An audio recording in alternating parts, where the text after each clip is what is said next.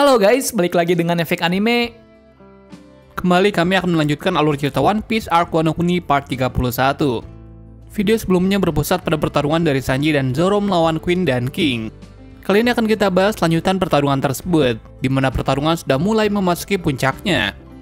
Sebelum kita menuju ke topik utama, jangan lupa untuk klik dulu tombol subscribe dan aktifkan notifikasi loncengnya agar selalu mendapatkan update informasi seputar anime menarik dari kami. Dan berikut alur cerita One Piece Arc Wano Kuni Part 31 versi Efek Anime.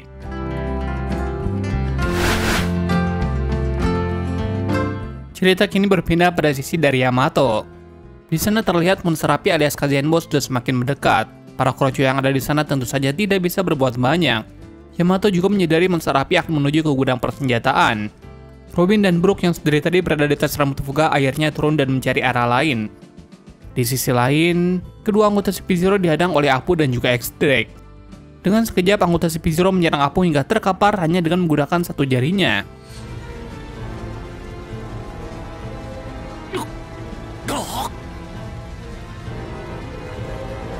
Anggota CP0 tersebut lalu melanjutkan serangannya pada X-Drake.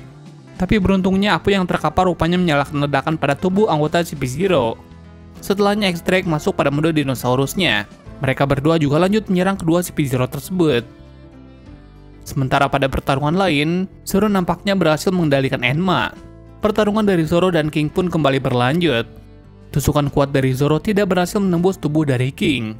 King juga melancarkan serangan balik yang membuat Zoro terlempar jauh. Lalu kita diperlihatkan hal yang cukup mengejutkan, di mana api pada tubuh dari King menyala dengan lebih besar. Seolah tidak takut, Zoro melancarkan jurus Itoryu Iai Shishi Sonson.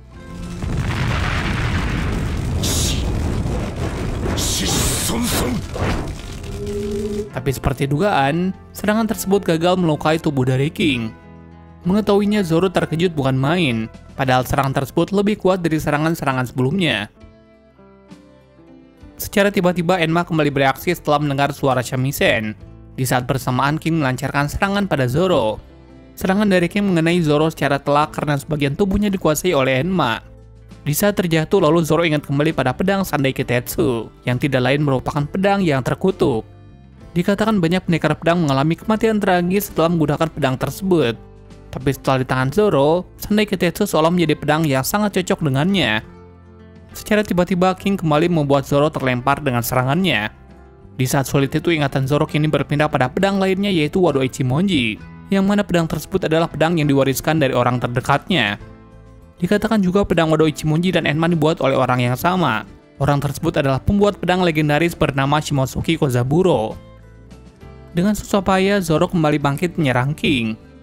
Di tengah pertarungan, pedang Enma yang tadi sempat terjatuh kembali bereaksi. Tapi sayangnya Enma seolah sulit untuk ditaklukkan.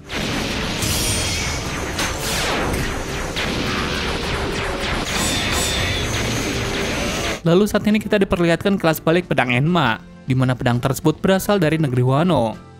Pada saat berlatih, Momonosuke juga mengatakan kata Tsunachi pada Zoro. Momo juga diminta oleh seseorang untuk tidak mengatakan kata itu. Lalu Zoro berkata dia pernah mendengarnya dari seorang lelaki tua dari desanya pada dahulu kala. Tapi Zoro sendiri tidak pernah mengatakan kata tersebut. Mendengarnya, Momo sangat terkejut. Belum jelas apa maksud dari hal tersebut. Dan Zoro juga nampaknya punya semacam hubungan dengan negeri Wano atau orang dari negeri Wano pada saat kecil. Tapi yang pasti, salah satu misteri besar dari Zoro mulai muncul ke permukaan.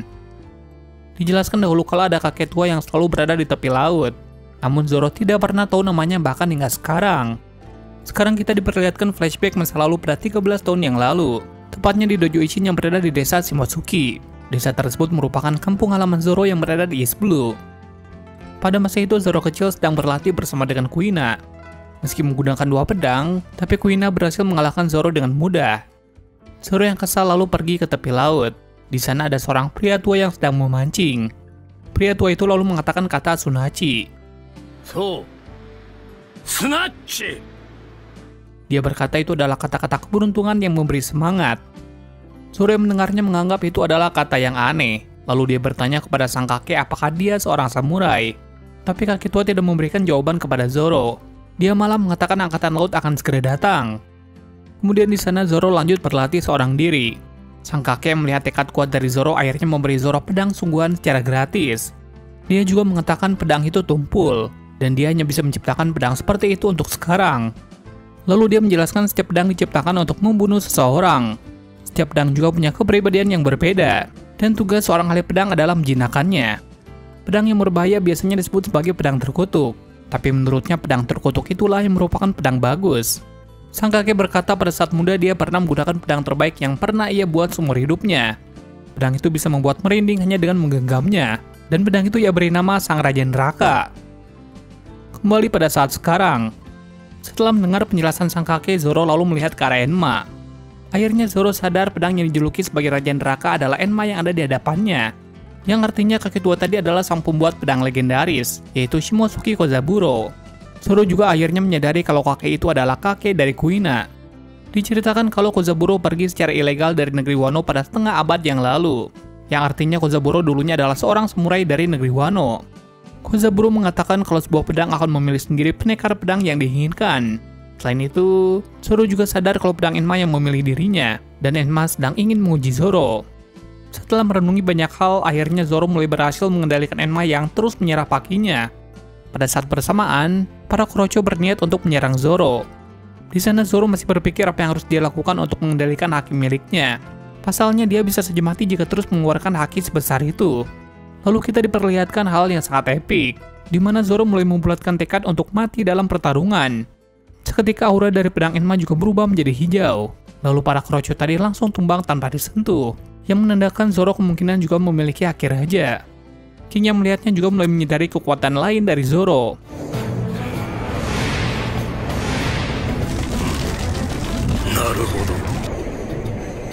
Cerita kini berpindah dulu pada pertarungan Sanji melawan Queen. Setelah membuang Red Suit, Queen tampak bersemangat karena punya kesempatan mengalahkan salah satu dari putra Judge. Lalu Queen melancarkan serangan laser dari matanya. Serangan tersebut mirip dengan serangan dari teknologi Judge yang ia kagumi. Serangan demi serangan dilancarkan oleh Queen, hingga akhirnya serangan Queen mengenai persembunyian para wanita, yang mana salah satunya adalah wanita yang sebelumnya terluka secara tidak sengaja oleh Sanji. Alih-alih melarikan diri dari pertarungan, wanita yang bernama Osome tersebut rupanya malah kembali untuk mencari Chuji, yaitu tikus peliharaannya. Setelah pertarungan sengit, Sanji mulai terdesak oleh Queen. Rupanya Queen berhasil meniru teknologi dari Judge.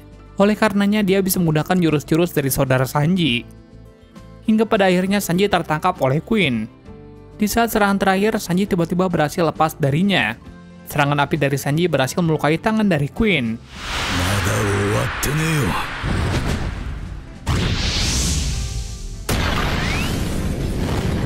Dengan sangat marah, Sanji melancarkan serangan lanjutan yang membuat Queen terlempar cukup jauh. Dengan serangan tersebut tentu membuat Queen mulai melemah. Tapi sayangnya Queen masih bisa bangkit. Dia juga tiba-tiba mengeluarkan jurus yang mirip dengan Red Suit dari Sanji. Tidak lain Queen tiba-tiba tidak terlihat. Rupanya Sanji juga tidak mau kalah. Dia bahkan bergerak sangat cepat yang membuatnya seolah tidak terlihat.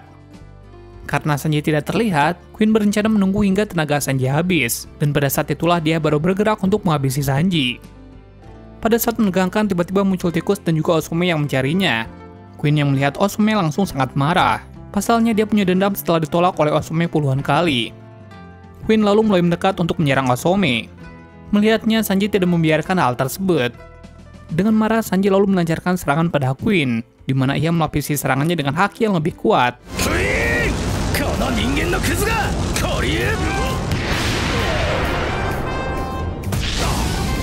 Mendapat serangan dari Sanji, Queen kini kembali terlihat.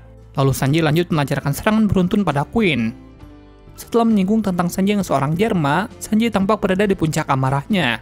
Lalu Sanji mengenang kilas balik perjuangan yang sudah ia lakukan selama ini. Setelahnya kita diperlihatkan kekuatan Sanji yang sangat luar biasa. Dia menyerang Queen dengan kekuatan yang tidak pernah diperlihatkan sebelumnya.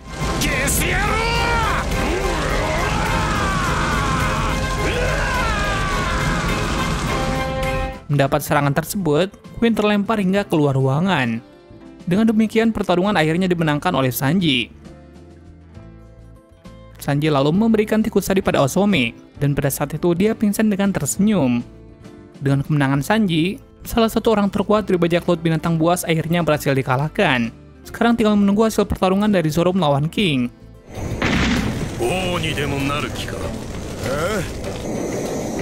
Itulah video part 31 yang berhasil kami rangkum. Berikutnya kita lanjutkan pada pertarungan akhir dari Zoro melawan King. Terima kasih sudah menonton video ini dan sampai jumpa di video selanjutnya.